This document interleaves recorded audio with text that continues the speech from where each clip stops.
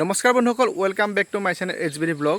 আৰু মই আছোঁ আমাৰ মেগনি য'ত ৰুইছোঁ সেই বাৰীখনত। বাৰী মানে ধৰক এইফালে বাঁহৰ বাৰী আছে, এইফালে আছে এটা সৰুকৈ পুখুৰী আৰু ওচৰত গছ আছে কিছু কিছু। ইফালে তামোল গছো আছে, চাওক তামোল গছো আছে। আৰু ইয়াত ৰুইছোঁ মেগনি। মানে মোক বহুতে সুধি আছিল মেগনিটো মানে কেনেকৈ ৰুইছোঁ, কি কৰিছোঁ। মানে মই বৰ্তমান বেছি ৰোৱা নাই, প্ৰায় আমাৰ ইয়াত আছে 60ডালমান আছে, বৰ্তমান 60ডালমান আছে।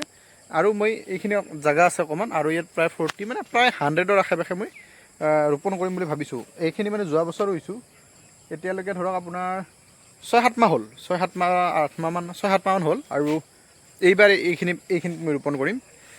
মানে বহুতে সুধিছে কেনেকৈ ৰুইছোঁ কি, মানে অকণমান আপোনালোকক জনাই দিম বুলি মই ভিডিঅ'টো বনালোঁ। প্ৰথমতে আপোনালোকক চাওক, মই দেখুৱাই আছোঁ। এইটো চাওক, এই খুঁটিটোৰ পৰা এই খুঁটি মানে গছৰ মানে খুঁটিৰ পৰা খুঁটি আমি গেপ ৰাখিছোঁ 6 ফুট। এইটোও 6 ফুট ৰাখিছোঁ, এইফালেও 6 ফুট ৰাখিছোঁ। মানে একজেক্ট 6 ফুট নহয়, ধৰক কোনোবাটো 6.5 ফুট আছে, কোনোবাটো ধৰক 6 ফুট, কোনোবা 7 ফুট। মানে এনেকৈও ধৰক এই লাম্বাকৈ 6 ফুট বা এনেকৈ পথালিকৈও 6 ফুট। মানে 6 ফুট মানে গেপত পুলি ৰোপণ কৰা হৈছে। আপোনালোকে এইটো যিটো ষ্টেণ্ডাৰ্ড মানে এটা চাইজ আছে, মানে জোখ আছে, সেইটো মানে 8 ফুট বুলি কোৱা হয়। মানে 4 ফুটৰ ওপৰত দিব পাৰি আৰু, মানে যদি আপুনি ভালকৈ যত্ন লয় তেনেহ'লে 4 ফুটতো দিব পাৰে। কিন্তু যিহেতুকে মই ইমানো লাগিও থাকিব নোৱাৰোঁ গতিকে আমি 6 ফুটত দিছোঁ। 8 ফুটত হ'লে আৰু ভাল হয়। ইয়াত ধৰক মাজত কিবা ৰুব পাৰি, ৰোপণ কৰিব পাৰি। আমি 6 ফুটত দিয়াৰ কাৰণ চাওক, ইয়াত বেঙেনা ৰুইছোঁ। এই চাওক বেঙেনা লাগি আছে, এই মই এতিয়া অলপ আগতে ছিঙিলোঁ। এনেকুৱা ধৰণৰ বেঙেনা লাগি আছে, এইফালে বেঙেনা লাগি আছে। তাৰ মাজত আপোনালোকে এনেকুৱা ধৰণৰ খেতিবিলাক কৰি থাকিব পাৰে, যিহেতুকে গেপটো থাকিলে মানে মাটিখিনি যিহেতুকে ধৰক এটা লং টাইমৰ কাৰণে ইনভেষ্ট কৰা হৈছে। মাটিখিনি ধৰক 15 বছৰ 20 বছৰৰ কাৰণে ইনভেষ্ট কৰা হৈছে। গতিকে মাজৰ ঠাইখিনি যাতে আমি কিবা ইউজ কৰিব পাৰোঁ, ধৰক এই বেঙেনা ৰুইছোঁ, সেইফালে জলকীয়া আছে, জলকীয়া ৰুইছোঁ। মানে এনেকুৱা ধৰক কিবা কিবি যাতে কৰিব পাৰোঁ অলপ। এইফালে ধৰক জিকা ৰুইছোঁ, জিকা আছে, এইফালে জিকাৰ গছ আছে, জিকা শুকাইছে এইখিনি।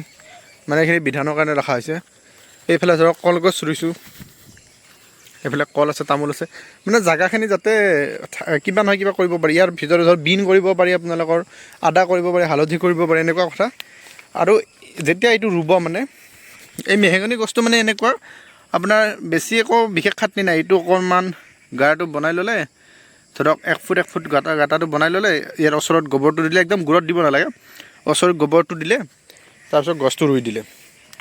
এইটো চাওক কেনেকুৱা হৈছে, একদম পুলিবিলাক কিন্তু একদম সৰু আছিল, প্ৰায় ইয়াতকৈ সৰু আছিল। মানে এইটো সৰু আছে পুলি আমাৰ। এইটো ধৰক ইমানমান পুলি আনিছিলোঁ মই, ইমানমান। কিন্তু এইটো অকণমান ডাঙৰ হৈছে। কিন্তু এইটো চাওক, এইটো কিমান হাইট লৈছে এইখিনি। কিন্তু আৰু এইফালে চাওক, এইফালে কিমান ডাঙৰ হৈছে।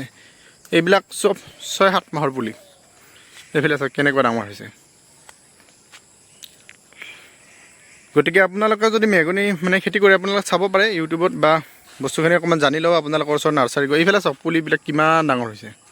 আৰু মোক এটা আপোনালোকক এবছৰীয়া পুলি দেখুৱাই আছোঁ। মানে ৰোপণ কৰিব বেছি দিন হোৱা নাই ইয়াত, মানে ঘৰৰ পৰা তুলি আনিব লগা হ'ল। ঘৰত কিবা কাম আছে কাৰণে, মানে ঠাইখিনি নাই কাৰণে। চাওক এইটো পাতবিলাক কিছু মৰিছে, কিন্তু কিমান ওখ হৈছে এবছৰীয়া পুলিটো। এইটো এবছৰ ঘৰতে ৰুইছিলোঁ। এইটো এবছৰীয়া পুলি কিমান ওখ হৈছে। মানে এনেকুৱা ধৰণৰ সোনকালে ওখ হয় বুলি শুনিছোঁ গছটোৰ বিষয়ে অলপ মই যিখিনি চাইছোঁ। গতিকে আপোনালোকেও চাব পাৰে, বা কোনোবাই যদি মেহগনিৰ খেতি কৰিছে কমেণ্ট কৰিব। মই কৰিছোঁ নলবাৰী ডিষ্ট্ৰিক্টত, এইটো নলবাৰী ডিষ্ট্ৰিক্টৰ আমাৰ নমাটি গাঁৱত। আপোনালোকে যদি কোনোবাই ক'ত কৰিছে কমেণ্ট কৰিব পাৰে। ময়ো শিকিহে আছোঁ বস্তুখিনি, কি হয় দেখা যাওক ভৱিষ্যতে। আৰু আপোনালোকক এটা বস্তু দেখুৱাই আছোঁ। এই চাওক বেঙেনা চিঙা বুলি যে ক'লোঁ, এই বেঙেনা এইটো জিকা ছিঙিলোঁ।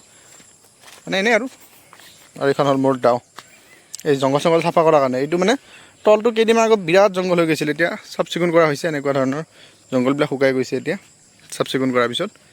গতিকে ভিডিঅ'টো কেনে লাগিল মানে সকলোৱে প্লিজ জনাব। আৰু কেনেকুৱা পালে গছখিনি, ভাল লাগিছেনে নাই কমেণ্ট এটা কৰিব। আজিলৈ বাই বাই।